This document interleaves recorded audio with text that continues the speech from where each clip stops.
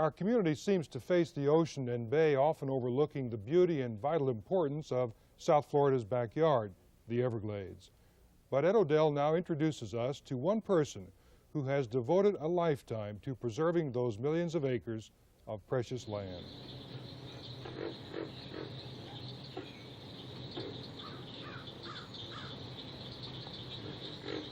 There are no other Everglades in the world.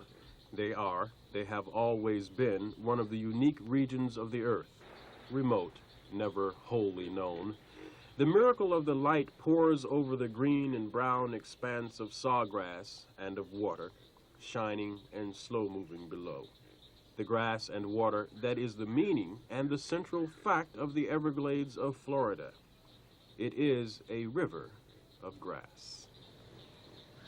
Those are the words of Marjory Stoneman Douglas, author of The Everglades, River of Grass.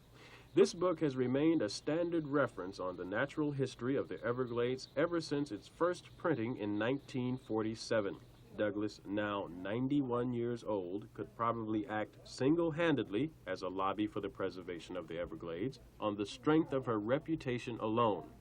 But she claims her influence draws power from environmental groups like Friends of the Everglades, which she founded. Douglas still inspires others to action with occasional lectures and articles, but spends most of her time now writing a biography in her quaint Coconut Grove bungalow. Douglas suffers from cataracts, so she wore sunglasses to ease the pain of our lights glaring into her eyes. In addition, her ears have become less sensitive than when she was younger, but her mind seems at least as sharp as ever. Douglas believes in occupying her thoughts with only the most important issues of life. I think the human mind is satisfied by a lot of pseudo stuff, junk thinking.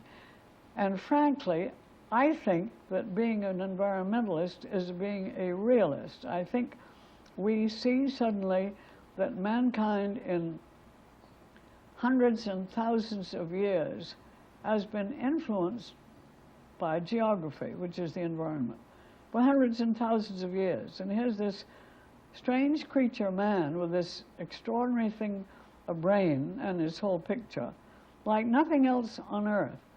And yet he's a creature of mental, all kinds of fantasies. Seems to have all these funny ideas to make him happy about, oh goodness, heaven and hell and the influence of the stars and God knows what else. I say that advisedly.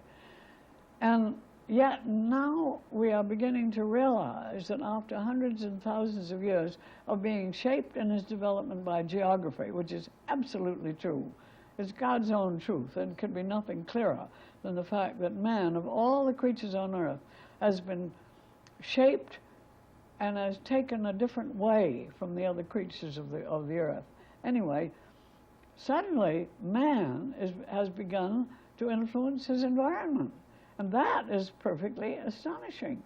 And I don't know whether he's going to be able to make it or not, whether he's going to be smart enough to, because it looks to me, I don't think that the earth, for instance, has any more than about 9 billion years yet to go, give or take a couple of billions.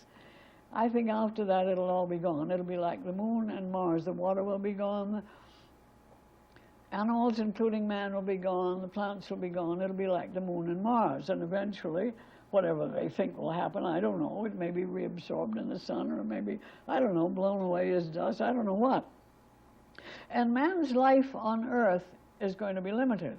And it is limited by the conflict between his stupidity and his intelligence.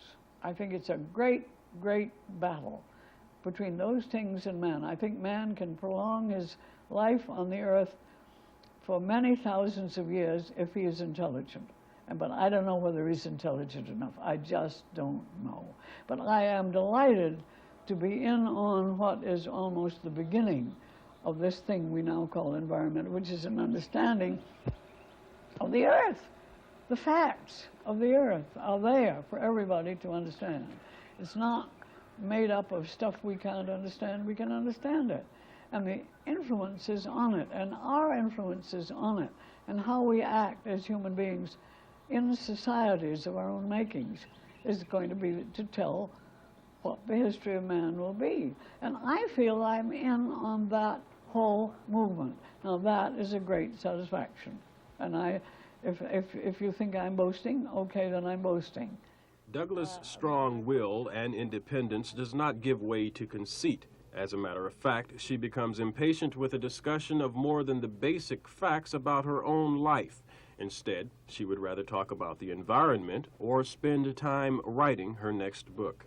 That's what I'm interested in. The rest of the details about my life, they say, you know, they ask you such questions like, do you write in longhand or do you use a typewriter? Well, what difference does it make?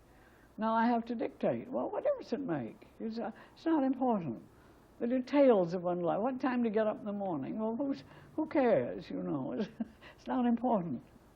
Marjory Stoneman Douglas moved to Miami in 1915. She was hired by her father, the chief editor and founder of the Miami Herald. Douglas says those years spent as a writer and later as assistant editor taught her a great deal about the history and politics of Florida. But perhaps a turning point in her career as an environmentalist came when she returned to the environment of South Florida from Paris after World War II. She said she suddenly realized that this little town of Miami was growing in the wrong way, right in the middle of a beautiful setting. She has been actively involved ever since, trying to help plan the future of South Florida around the environment. She is, of course, happy about the victories along the way, but says she will never be discouraged by the defeats. If you say a thing is hopeless, it means you think you know more about it than anybody else because you think it's not going to end right. You don't know. Nobody knows. You've got to take a chance. And that's what's exciting. It's a battle. Who knows how the battle will come out?